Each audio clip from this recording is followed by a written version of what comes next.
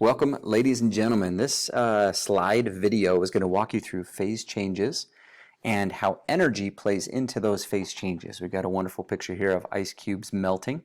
This is just solid water turning into liquid water, right? Today we want you to focus on the 6 phase changes, and then we want you to learn how to identify whether energy is going in or energy is coming out while these phase changes are actually taking place. All right? So pump the brakes real quick. When we say a phase change, we're talking about a solid, a liquid, or a gas that is changing to one of the other states of matter, being a solid, a liquid, or a gas, right? Now there are plasmas. There are phase changes from gas into plasmas, but we're not going to focus on those. The scope of the class today, mostly for meteorology students, is focusing on the phase changes that take place within our atmosphere. And we're going to talk solid, liquid, and gas phase change. So this slide right here, I'll show you in a little bit more detail, a little bit larger. These are your 6 phase changes, right? It's a little blurry, but here's the basic idea. Let's start with solid over here. When a solid goes to a liquid, the word is melting. That's it. Most of you know this one already. Nothing tricky. If you have a liquid that turns into a solid, we consider that phase change to be called freezing. Those are 2 very straightforward ones. You've probably had a good amount of personal experience with those 2 phase changes, right? Now when a liquid goes into a gas, we call this one vaporization, or sometimes referred to as evaporation, right? Which happens pretty commonly in our atmosphere all the time. We take vaporization or evaporation for that one.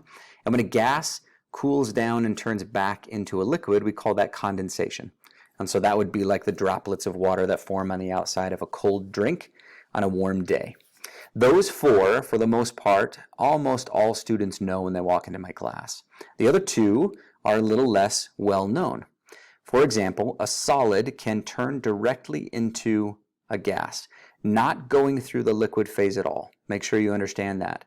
That this, what we call sublimation, is when a solid turns directly into a gas and never goes through the liquid phase.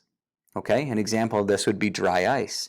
The whole reason we call it dry ice is because that frozen carbon dioxide, that's what it is, goes from a solid directly into a gas without ever melting and then vaporizing or evaporating. And that's why we've got a different term for it, sublimation. The opposite is true. Let me get that out of the way. When a gas goes directly to a solid.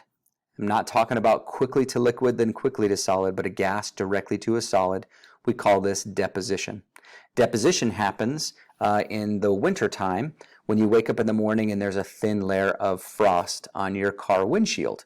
And it didn't rain last night, right? There's a difference between liquid water freezing on your windshield and water vapor in the atmosphere turning directly to a solid when that frost point is reached.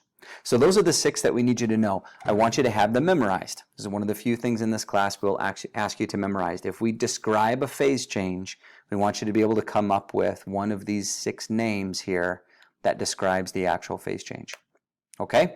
Now this slide, compliments of chemistrytutorials.org, is not complete. It's not as complete as this one, but it does show one aspect that is new.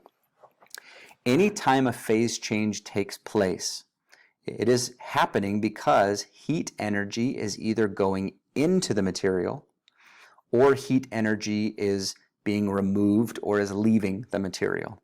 So in addition to asking you to identify the phase change by name, we might ask you, okay, when melting takes place, is energy going in or is energy coming out? And this chart shows you that when you have something that is going from a solid to a liquid, that is in the direction of the arrow where heat energy is being added to it, right? It's not a difficult concept when I walk you through it. In order for ice to melt, you have to heat it up. You have to add heat energy to it. So the trick is, any arrow on this chart that's moving to the right, okay? They use boiling here, right? But let me come back to this one. Melting is pointing to the right, vaporization or evaporation is moving to the right, and sublimation is also moving to the right. All of those arrows all represent phase changes that require heat energy to be added. The arrows in the opposite direction, right? Condensation and freezing, and also deposition. The arrows that are pointing to the left represent phase changes that happen when heat energy is taken out, right, instead of being put in. So here's what it might look like on an upcoming test or quiz. Or I might ask you about the phase change of something going from a gas to a liquid. And we would want you to identify that phase change, in this case, as condensation. But then the very next question, I promise, will be, in the phase change that you just identified, in this case, condensation, did that take place as energy went in or energy came out? All right, and this chart is the one that you'll be wanting to think of. Condensation is when energy is removed. You can't get a gas to go to a liquid unless energy is removed from that material. Okay, so you're on the hook for knowing all 6 phase change names. And then if you memorize this chart, you'll know that all of the arrows that point to the right, that move you closer to a gas, those are all phase changes that require heat energy to be put in, and all the arrows to the left are heat energy is required to leave or be taken out in order for that to happen. Okay, we will practice this. We will quiz you over this so that you can get to know all 6 phase changes very well. One concluding thought. Think of water. Although almost all materials can undergo a phase change, think of water because water is the only material in our atmosphere that is naturally a solid, a liquid, and a gas without human beings have to intervene or doing anything, right?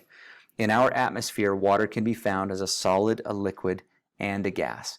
So when you're thinking of these phase changes, just think of H2O first. Okay? Let me know if you've got any questions.